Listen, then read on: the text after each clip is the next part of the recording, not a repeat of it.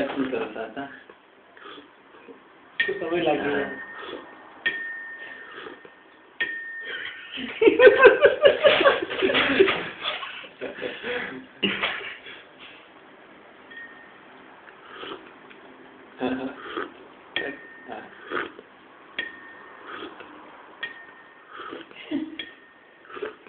एक लड़की रोटी खाने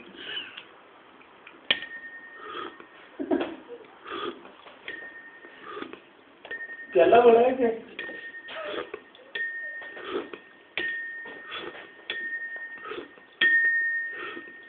तो नाज़रीन, सुदीप साहब मुकाबला जीत गए।